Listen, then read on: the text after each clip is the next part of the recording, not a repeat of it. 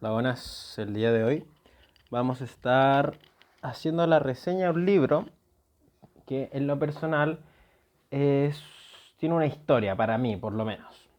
Este libro se titula Supernovas, el explosivo final de una estrella, escrito por Mario Jamui y José Massa, que son dos astrónomos chilenos y dos divulgadores chilenos también. En breve les comentaré un poco de su historia, su bibliografía, pero me gustaría partir comentándoles por qué este libro para mí es especial. Yo hice la reseña en YouTube del libro Big Bang. En él el escritor es Mario Jamui. Yo lo compartí, lo subí todo el tema y como el doctor Mario Jamui tiene Instagram, bueno, lo etiqueté. ¿Qué pasó? Que inmediatamente él me escribió, compartió claramente mi video y también me invitó a que nos juntáramos porque él me tenía unos regalos, un presente. Dentro de estos presentes me regaló un par de libros y conversamos muchas cosas. Entre ellos, Supernova fue uno de los libros que él me regaló. Lo tengo firmado y con dedicatoria, unas palabras súper bonitas que son importantes para mí, ¿ya? ¿Por qué? Porque siento que marca como un antes y un después en este tema de hacer videos, hacer contenido digital. Es súper importante en ese sentido porque además este libro ya no saca más impresiones. O sea, es un libro que ya no tiene más impresiones, se imprimieron X cantidad y ya no se vende. Y yo justo tengo una copia de este que el mismo escritor me lo regaló.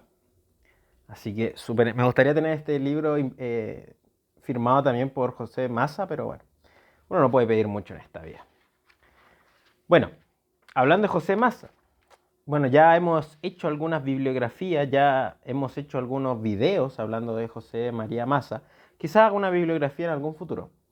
Pero José María Massa es licenciado en astronomía por la Universidad de Chile, es máster y doctor por la Universidad de Toronto, Canadá, y desde 1968 es académico, bueno, hace tiempo fue académico del Departamento de Astronomía de la Facultad de Ciencias, Física y Matemática de la Universidad de Chile, donde ya antes se dedicaba a ser profesor titular, si no me equivoco ya no es profesor de ahí. Si no me equivoco era profesor de Historia de Astronomía, si mal bien si no me equivoco, por fuente ahí directa de personas que estudian ahora astronomía en la Chile, el profesor ya no se encuentra. Y hasta la fecha de este libro había publicado ya 120 artículos científicos, que es un montón.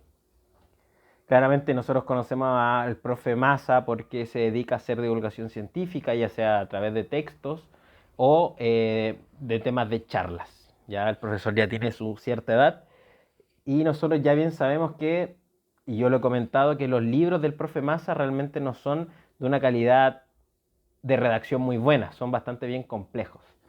Pero en lo que es su divulgación oratoria presentándose, yo diría que es bastante bueno. Por otro lado, Mario Jamui es licenciado y magíster en física por la Universidad de Chile y doctor en astronomía en la Universidad de Arizona, en Estados Unidos. Ha sido distinguido por distintas becas postdoctorales. Fue académico también del Departamento de Astronomía de la Facultad de Ciencias Físicas y Matemáticas de la Universidad de Chile. Y fue investigador de supernovas y ha publicado, a la fecha, más o menos en esa fecha, publicó más de 100 artículos, quizás publicó más. Y bueno, un detalle que dice que sus trabajos han sido citados más de 6.000 veces por la comunidad científica internacional. Más de 6.000 veces. O sea que sus trabajos han tenido alto impacto. De estos escritores yo lo he podido conocer en persona. Bueno, estos investigadores científicos, estos divulgadores científicos, yo los he podido conocer en persona y tengo varios de sus libros firmados, así que para mí es alto honor. Ahí tengo ahí unas fotitos que si quieren pasarla a ver, pues si no me creen, ahora la cuenta se llama Perspectiva-molecular, un nombre un poco más personalizado que el que teníamos antes. Y ahí pueden encontrar mi Instagram y ahí subo hartas cositas. Dicho esto, vamos a empezar con la reseña, comentándoles un poco acerca de qué trata el libro, partes interesantes y ir comentándole también acerca del libro. Recuerden que no les voy a leer todo el libro, no es un video, no es un audiolibro, sino más bien voy a ir tomando cositas que me parecieron interesantes y se las voy a ir comentando. Como siempre, es necesario partir con la relación histórica que existía del universo y sus fenómenos con la humanidad. Esto claramente nosotros entendemos que todas las civilizaciones en algún momento miraron al universo, miraron las estrellas, miraron el sol, la luna. Bueno, no miraron el sol, pero lo percibieron y lo estudiaron, ya entendamos eso. Y en definitiva, se daban cuenta de algunos fenómenos. En la actualidad, nosotros sabemos que una de las personas que tuvo mayor impacto en las civilizaciones en general, sobre todo en Europa, fue el conocimiento de los filósofos griegos, principalmente de Aristóteles. De Aristóteles, hemos hablado, yo creo que un poco, mucho, pero siento que es falta, ¿ya? Pero Aristóteles fue un filósofo que caracterizó el universo. Lo divertido de este filósofo, que gracias a los teólogos de la Europa, al momento de pasar a la Europa, a la Edad Media, que es lo que se le conoce históricamente, Aristóteles fue una fuente confiable de información. Lo cual, si uno habla de ciencias, la ciencia se caracteriza por la experimentación, o sea, por hacer experimentos, por demostrar, etc. Mientras que Aristóteles desconfiaba mucho de estos fenómenos demostrables, los ponía en duda. Por lo tanto, ustedes entenderán, desde ese punto de vista, de que hay una mentalidad que el universo y que las cosas físicas no sean demostrables, pero que estemos hablando de un fenómeno físico que es demostrable, es casi, es cómico, es casi trágico, yo diría en ese sentido. ¿Qué es lo que decía Aristóteles? Bueno, Aristóteles decía que había una especie de la materia, los 4 elementos, bueno, que no los dice Aristóteles, pero que de Aristóteles se le conoce, que la materia que existe en la Tierra estaba caracterizada por los 4 elementos, mientras que lo que rodeaba el cielo, el espacio, lo que conocemos hoy en día, tenía un 5.º elemento, que él decía que era diferente lo de afuera que lo que aquí había en la Tierra. Claramente nosotros podemos, en el video de eclipses, que es de Mario Jamui, les comento un poco acerca de cómo se descubren elementos químicos fuera de nuestra Tierra que no están acá, y que eso también es una especie de una ruptura con el antiguo modelo y nos da a entender de que los elementos químicos que están afuera son exactamente los mismos que están aquí en este planeta Tierra, y mucho mejor, la ciencia que ocurre dentro de nuestro planeta ocurre para el resto de fuera de nuestro planeta. Esto deja muerto toda evidencia, toda teoría de Aristóteles, pero claramente Aristóteles sigue a nivel cultural, ¿ya? Bueno, Aristóteles decía que el universo estaba hecho por una 5.ª esencia, o el cielo, mejor dicho. El universo todavía no existía mucho ese concepto. El cielo estaba hecho por una 5.ª esencia, y esta 5.ª esencia era inmutable, ¿ya? No se movía, que era el famoso éter, si no me equivoco, que le denominaba. Entonces, en el cielo, cuando los griegos miraban, Aristóteles miraba, veía que las estrellas no se movían. Entonces él dijo, bueno, es inmutable el cielo. Pero que habían cosas que pareciese que se movían, que se caracterizaron como planetas, que en griego era el tema del vagabundo. Vagabundo en griego significa, bueno, el planeta viene del griego, que significa vagabundo. Justamente porque estas cosas sí se movían. Entonces, bueno, si Aristóteles dice que las cosas no se mueven y estos se mueven, bueno, deben ser una especie de planetas, una especie de vagabundos. Nosotros sabemos que piensen que Aristóteles de los 384 a los 322 a.C., los años 300 y tanto antes de Cristo, tuvieron que pasar cerca de 1.000 y tantos años, 1.000 años, cuando Nicolás Copérnico presenta la teoría heliocéntrica, donde se empezó a considerar que las estrellas no eran más que soles distantes a nuestro Sol. Esto claramente causó una especie de molestia, ¿sí? Ya las estrellas lejanas que nosotros veíamos no eran tan especiales. Y aquí está el tema del orgullo de nuestra humanidad, el orgullo de nuestra especie. Una especie que, según Yuval Noah Harari, que es un historiador que también estamos leyendo acá en el canal, evolucionó muy rápido, y en esa evolución muy rápida, que produjo que fuéramos un poco débiles. En ese sentido, somos un poco inseguros. ¿Y a través de qué se ve eso? A través de ese orgullo de que no queremos asumir que no somos tan importantes dentro del universo. Ya durante el siglo XVII, XVIII y XIX, claramente nosotros como humanidad fuimos aprendiendo mucho más de lo que era el universo, que era las estrellas, y en definitiva fuimos aprendiendo que las estrellas tienen una temperatura superficial de miles de grados. La del Sol, por ejemplo, es de 5.500 grados Celsius. ¿Qué provoca esto? Que hacen que emitan una cantidad de energía. Energía en forma de radiación. ¿De dónde vienen las estrellas o cómo se formaron? Bueno, las estrellas surgen de extensas nubes de gas que logran contraerse por su propia gravedad. Sumamente importante.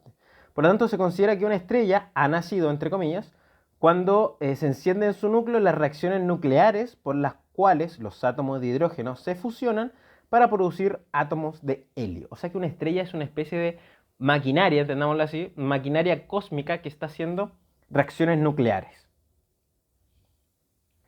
Y es justamente estas mismas reacciones nucleares las que se están produciendo en el núcleo de esta nube de gas, la que impide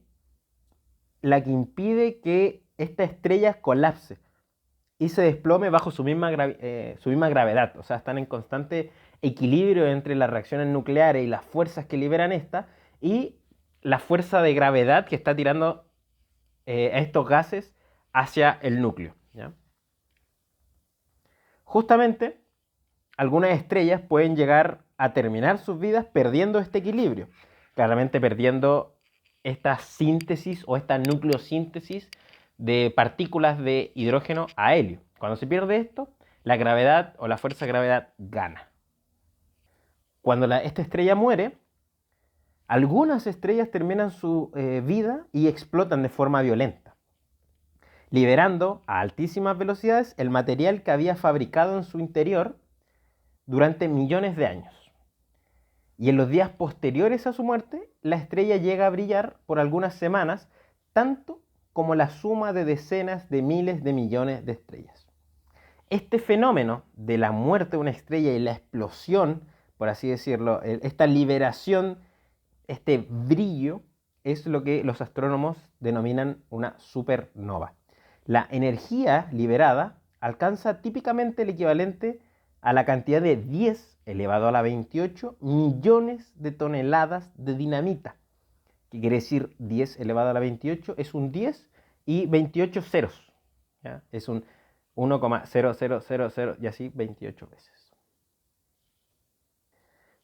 La pregunta es, bueno, lo que uno puede hacer, preguntarse por qué alguien como yo, que soy químico, que mi área es la química, ¿por qué me interesan las supernovas?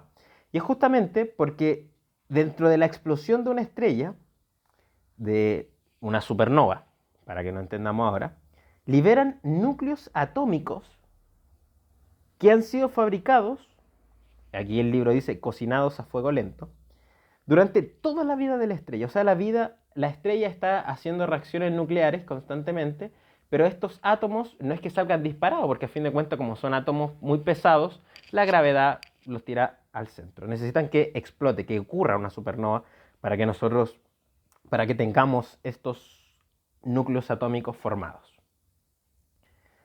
¿Qué elementos químicos se forman en una estrella? Principalmente, oxígeno, carbono, silicio y hierro. Imprescindibles para el surgimiento de planetas como el nuestro, por ejemplo. Nosotros sabemos que nuestro suelo del planeta Tierra está lleno de silicio y de oxígeno, los famosos silicatos.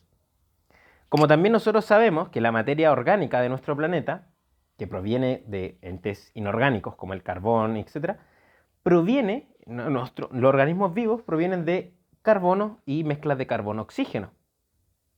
Y ese carbono-oxígeno proviene de estas estrellas.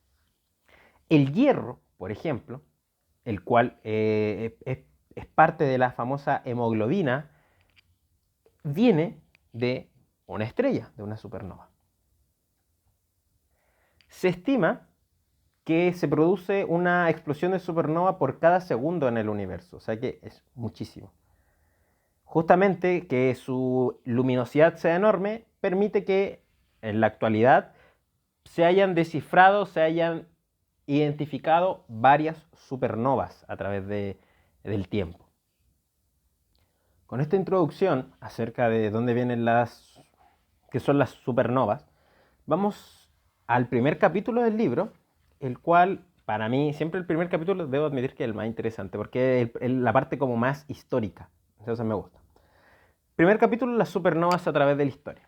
Aquí se nos habla que en 1731, el médico y astrónomo inglés John Bevis, en 1697 y 1771 aproximadamente vivió, descubrió en la constelación de Tauro, que actualmente es la nebulosa Cangrejo, googleela por ahí, descubrió la nebulosa y la registró en su catálogo de estrellas. Hay registro, por ejemplo, de astrónomos chinos del siglo XI que se observa cerca de esta constelación, de la constelación de Tauro, etc.,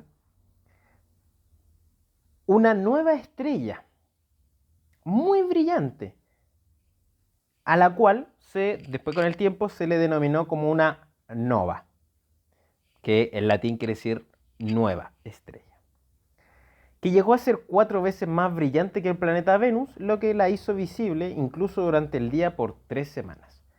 O sea, que los astrónomos tenían un registro del cielo antiguamente y un día, en una fecha específica, vieron una estrella nueva, algo nuevo en el cielo, vieron una luz incandescente nueva. Y esto les llamó mucho la curiosidad.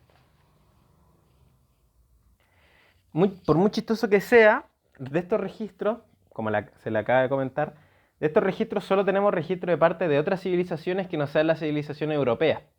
Justamente porque en Europa, gracias a el desinterés quizás de los científicos durante la Edad Media, que era lo que gobernaba, nuevamente era que el cielo era inmutable, que no ocurría nada en el cielo. Esto gracias a los dogmas de la Iglesia Católica y justamente gracias a este pensamiento que provenía de Aristóteles. Por lo tanto, que hubiera una nova en el cielo, claramente era un fenómeno que no le iba a gustar, ya que no tenía mucha relación. Por lo tanto, no hay mucho registro en Europa acerca de esta nova registrada por otras civilizaciones. Y así se fueron ir registrando distintas novas a través de los años, los cuales dejaron registros civilizaciones tanto japonesas, chinas y entre otras, excepto la europea. No fue hasta el 11 de noviembre de 1572 que un astrónomo, al cual hemos conversado un par de veces, yo he hecho muchos videos en TikTok, que es el astrónomo danés Tycho Brahe, en 1546 y 1601, que se percató de una estrella tan brillante como el planeta Júpiter, en la constelación de Casiopea. ¿Cuál es la gracia de Tycho Brahe? Perdón, no sé si la gracia, pero ¿cuál es lo importante de Tycho Brahe? Él era un conocedor de tomo y lomo de todas las estrellas del cielo. O sea, era un experto en el cielo. Por lo cual, cualquier cosa nueva, él se iba a percatar inmediatamente de que había algo nuevo. O sea, una nova. Que era el término que ya se usaba comúnmente en ese tiempo respecto a cosas en el cielo que fuesen de índole raras o nuevas. Tycho se dio cuenta que estaba muy lejos esta luz que provenía, estaba muy lejos del planeta, por lo tanto descartó inmediatamente que fuese un efecto astronómico.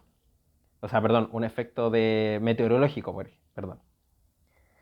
También realizó las mediciones en la posición donde se encontraba esta nova y también constató que pertenecía inalterable respecto a las estrellas fijas, o sea que no se movía.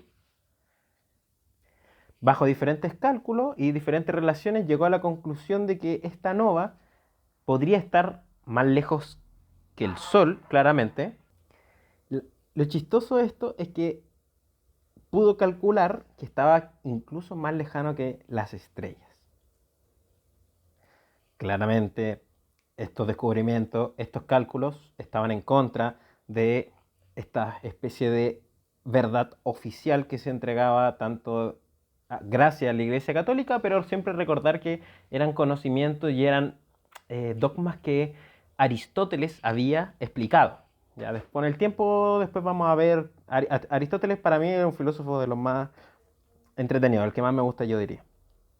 La cosa es que Tycho Brahe se obsesionó tanto que después dedicó toda su vida a la astronomía, justamente gracias a esta nova.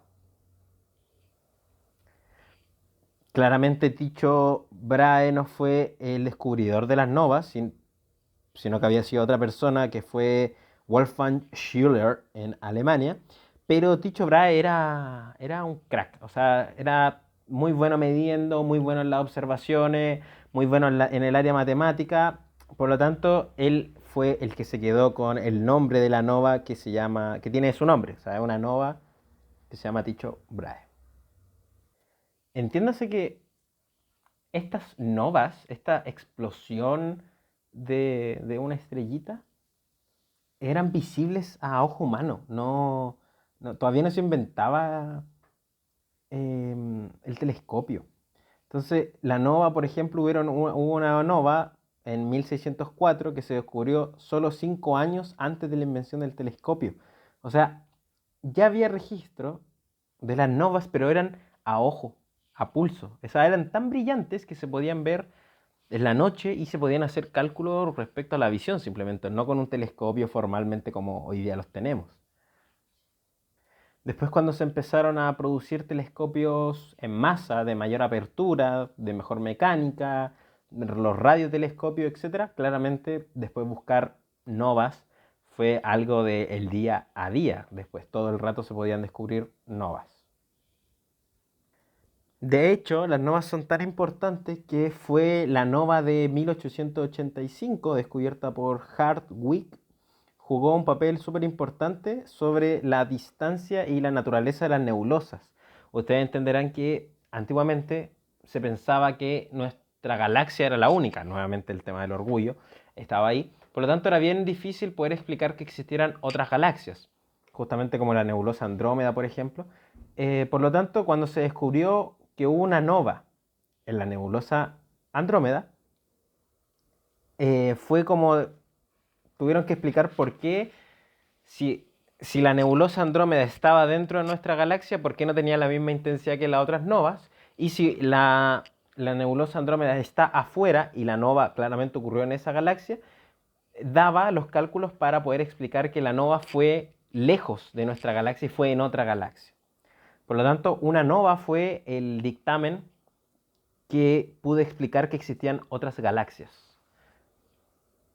Pero ya sabemos, gracias al video que les subí del Big Bang, que es el que ya pudo explicar de manera más precisa el tema de las galaxias tipo isla, que es el concepto que el filósofo Immanuel Kant, que también me gusta mucho, que lo vamos a leer después, fue Hubble, quien después puede calcular a qué distancia estaban estas galaxias y por qué existían, por qué estaban y por qué estaban a esa distancia. Ya sabemos que después fue el tema de el Big Bang y la expansión del universo. Dentro de la designación de las novas, habían algunas novas que eran hasta decenas de miles de millones comparado con la luminosidad de otras novas. A medida que se iban descubriendo otras novas, se dieron cuenta de que habían novas que daban tanta luminosidad que eran estúpidamente mucha energía que se estaba liberando. En unos años antes, en 1934, el astrónomo suizo Fritz Zwicky y el alemán Walter Bade, no sé si se dicen así su nombre, pudieron clasificar estas novas respecto a su luminosidad. Algunas que tenían baja luminosidad, que eran demasiado comunes, y otras de mucha luminosidad, pero que eran poco frecuentes. Propusieron que las novas más brillantes fueran designadas como supernovas, mientras que las más débiles mantuvieran su nombre original. Ya después, al mejorar los telescopios, al mejorar todo el mundo tecnológico de la astronomía, claramente se descubrieron muchas más supernovas, por lo cual había como una forma de designarla, un nombre, que bueno, se denota por el SN de supernova, su año y las letras del alfabeto desde la AA y así en adelante. O sea, la primera es, no sé, SN, el año 2000 tanto, y AB o AC o AD, y así sucesivamente hasta llegar a la ZZ. No sé si me siguen. Es una especie de registro civil de las supernovas. Es súper interesante. Dato interesante, en 1941 el astrónomo germano estadounidense Rudolf Minkowski hizo pasar luz de una supernova a través de un prisma para poder descomponer en sus colores y a través de la gama de colores poder saber qué átomo había en su mayoría. Se dio cuenta que más de la mitad de las supernovas muestran grandes cantidades de hidrógeno o de átomos de hidrógeno. Esto tiene totalmente sentido, ya que el hidrógeno es uno de los elementos químicos más abundantes del universo. Por lo tanto, las supernovas se clasificaron en materiales que tienen hidrógeno y otras que no tienen hidrógeno. Y estas se clasifican, por lo tanto, en supernovas tipo 1, que no exhiben ninguna huella de hidrógeno, que hoy se piensa que originan de estrellas de baja cantidad de materia, de masa, que hacen una explosión nuclear, y las de tipo 2, que muestran grandes cantidades de hidrógeno en su superficie y se atribuyen a estrellas masivas que sufren un colapso de sus núcleos. Aquí los autores hacen relación a que es muy interesante el azar de la ciencia, porque la explicación de que exista el tipo 1 y que el tipo 1 sean aquellas que no presentan hidrógeno es simplemente porque cuando Rudolf, el que estaba estudiando el tema del hidrógeno, iba viendo las supernovas, se dio cuenta de que había muchas que no tenían hidrógeno, entonces dijo, estas deben ser tipo 1, listo. Y después descubrió que habían unas con hidrógeno, dijo, entonces son tipo 2. Y bueno, eso dice. Que no hay mayor significado detrás de eso. Con esto terminamos un poco acerca de lo que es la historia y el desarrollo de la supernova, explicando un poco acerca de cómo fueron los procesos de observación, etcétera, y después su posterior clasificación en supernovas tipo 1, tipo 2, respecto a si tipo 1 no poseían hidrógeno o tipo 2 si poseían hidrógeno en la capa más externa. Ahora me salto al capítulo 3, donde se habla de cómo se producen las supernovas de tipo 2, o sea, las supernovas que tienen hidrógeno. ¿Y por qué me salto este capítulo? Porque hay algo que me llama la atención y que es sumamente loco respecto a la evolución de las supernovas. Primero, voy a leer un poco acerca de lo que dice este capítulo, que en 1934 Walter Baade y Fritz Zwicky, no sé si los nombres están bien dichos, propusieron la idea de que las supernovas se debían a la transformación de una estrella común en estrellas de neutrones.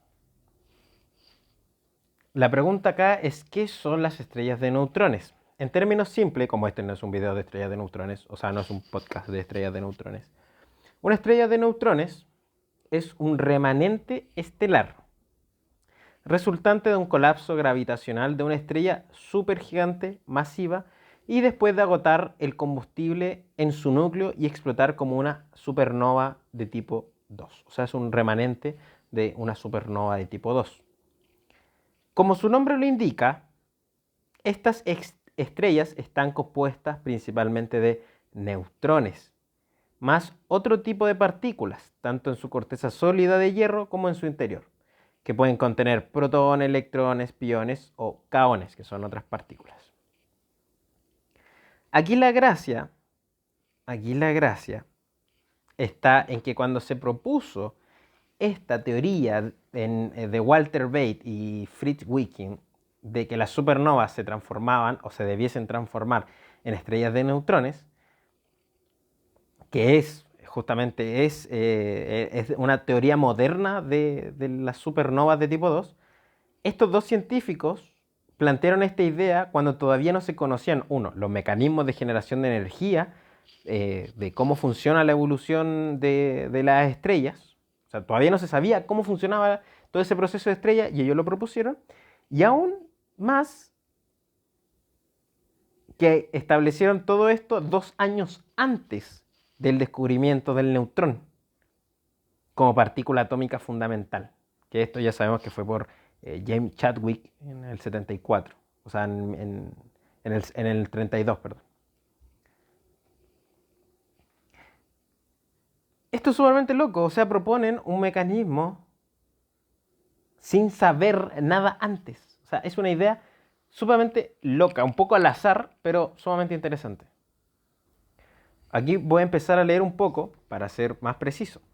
Dice que las estrellas nacen a partir de nubes de gas y polvo interestelar que aún existen entre las estrellas de la gran mayoría de la galaxia.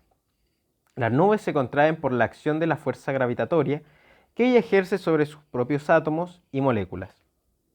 Durante todo este proceso, la energía liberada por el material que va cayendo dentro del centro se transforma en calor, tal cual como el agua de las centrales hidroeléctricas va generando energía. Va generando energía eléctrica al caer desde altura. Una vez que el centro de la estrella alcanza suficiente temperatura, aparece una nueva fuente de calor, las reacciones de fusión nuclear. Aquellas estrellas que nacen con una masa de al menos 160 cuatrillones de toneladas, esto es el 8% de la masa del Sol, son las que logran alcanzar las condiciones mínimas para poder combinar los núcleos atómicos más simples correspondientes a átomos de hidrógeno en núcleos de helio. Todo este proceso de fusión nuclear se requieren 4 átomos de hidrógeno o 4 protones para formar un solo núcleo de helio, el cual posee una masa menor que la suma de los 4 protones individuales. Nosotros sabemos que gracias a la famosa ecuación de Albert Einstein, la energía tiene que ser igual a la masa por la aceleración de la luz al cuadrado. Por lo tanto, hay una pequeña diferencia de masa que se tiene que transformar en una colosal cantidad de energía debido al enorme valor de la constante C, que es la velocidad de la luz. O sea, es una constante, como acá hay menos masa, por lo tanto la energía debiese ser mucha. A partir de solo 50 gramos de materia, se produce la misma cantidad de energía que al quemar 1.000.000 de toneladas de dinamita. Es por eso que, aunque ustedes no lo crean, el proceso de fisión nuclear es un proceso en el cual se trabaja hoy actualmente para conseguir energía limpia. Tal cual como aparece en Spider-Man, como el Doctor Octopus quería producir una estrella. Literalmente es eso, es producir una estrella que con muy poca cantidad de hidrógeno que se encuentra en todas partes, podamos producir helio, pero todo el remanente de energía que queda, que es mucho, poder utilizarlo en el cotidiano. O sea, literalmente el Doctor Octopus era un científico que no quería hacer daño, simplemente es un villano de una historia mal contada. Él era un científico que quería producir energía limpia. Era genial. Pero bueno, las estrellas producen mucha energía, todo gracias a que nosotros podemos descifrar cuánta energía gracias a la ecuación de Einstein. El modelo más aceptado para el origen de la supernova de tipo 2 es una estrella que nace con una masa de al menos 8 veces más que la de nuestro Sol.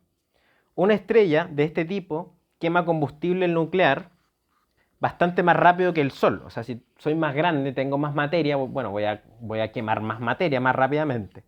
Por lo tanto, esto hace que explote relativamente pronto, porque consume luego su combustible. Recuerden que durante todo el proceso de fusión nuclear, lo que les comenté al inicio, la energía que se produce en el centro de la estrella ejerce una presión hacia el exterior.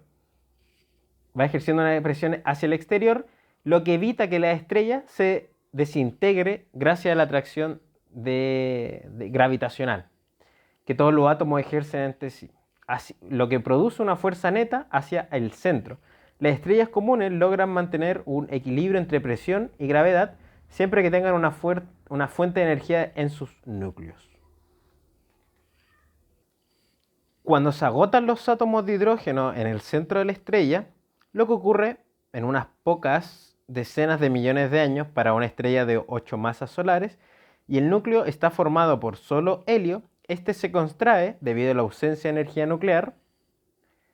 El núcleo, cuando transmuta el hidrógeno a helio, tiene una temperatura de 15 millones de grados Celsius y al cabo de un corto tiempo, comprimido por la gravedad, porque ahora ya no tenemos la fuerza, la presión de la fusión nuclear, entonces la gravedad es la que va a dominar, se fusionan los átomos en carbono, liberando la energía necesaria para recuperar nuevamente este equilibrio.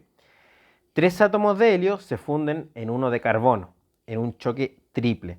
Cuando se acaba el helio del núcleo, este vuelve a contraerse, las cenizas de la segunda etapa, el carbono 12, compuesto por 6 protones y 6 neutrones, se convierten luego nuevamente en combustible para la estrella, funda los átomos de carbono 12 en oxígeno 16.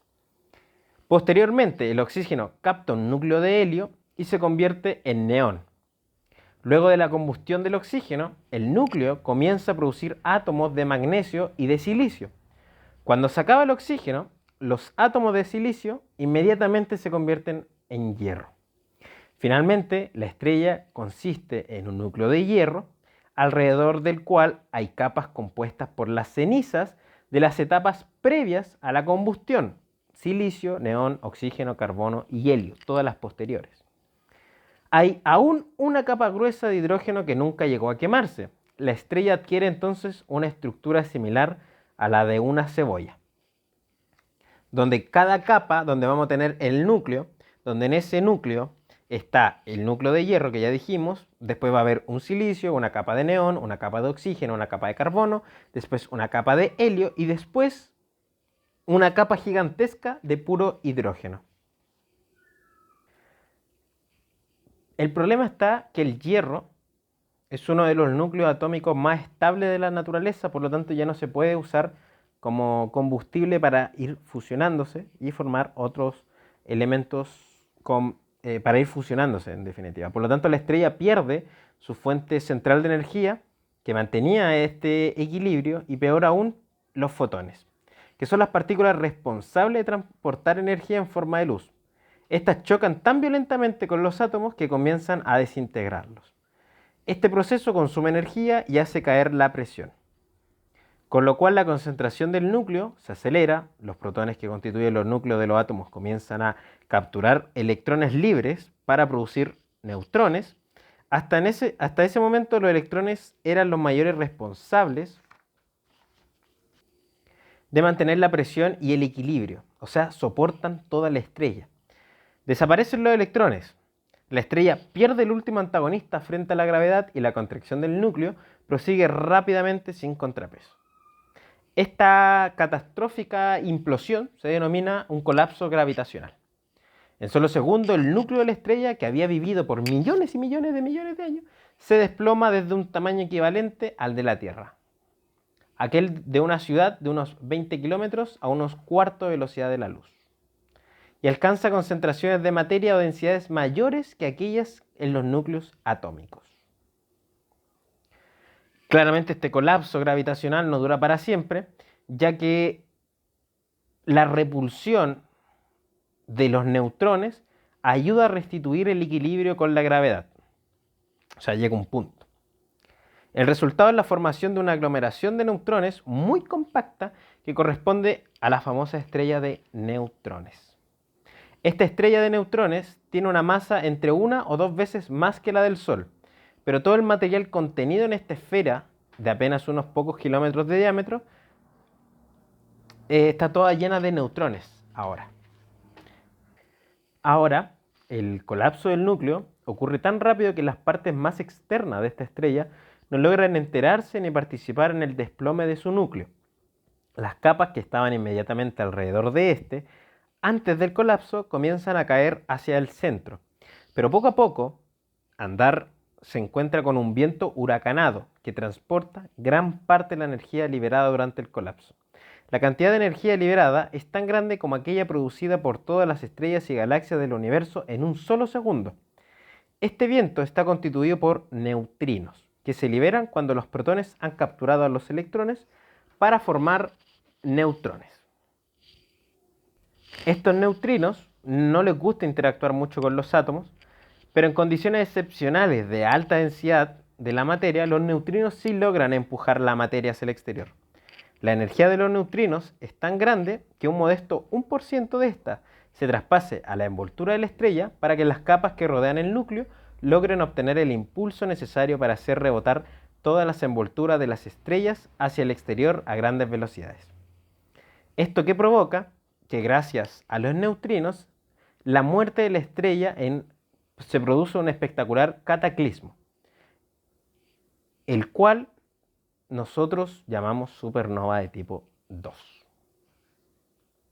¿Cómo se supo de todo esto? Gracias a la detección posteriormente de los neutrinos. Hay una supernova y después se detectaron los neutrinos.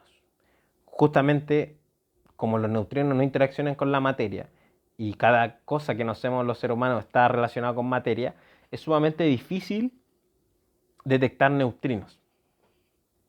Claramente se puede hacer y se hace y se ha hecho. Posteriormente, después igual se producen nuevos elementos químicos en el proceso de la explosión. O sea, hay tanta energía que claramente algo va a pasar. Por ejemplo, metales pesados que se producen durante la misma explosión, como el oro, el plomo y el uranio, entre otros metales pesados de ese estilo. Por lo tanto, los elementos químicos menos masivos que el hierro 56 se producen a hierro lento en el interior de la estrella durante toda su vida y los átomos más pesados se cocinan a fuego rápido en el momento de la explosión.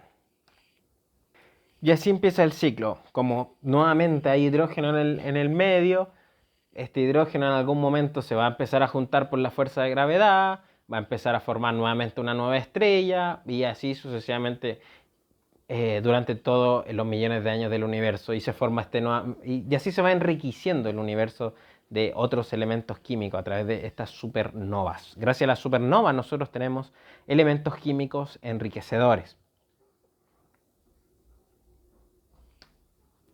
Son literalmente nuestras máquinas de los elementos químicos. Aquí lo importante es entender que los neutrinos cumplen una función sumamente importante, ya que si el neutrino no tuviera la energía suficiente para traspasar e interactuar y hacer explotar y colapsar toda esta materia, ¿cierto? Toda esta envoltura, la gravedad colapsaría en un punto tan específico con los neutrones que estaban en el núcleo de esta estrella, que lo que provocaría, al fin de cuentas, sería que toda la materia se condensaría en un punto tan diminuto que formarían algo que se le conoce como un agujero negro. Debido a que el agujero negro, como decía,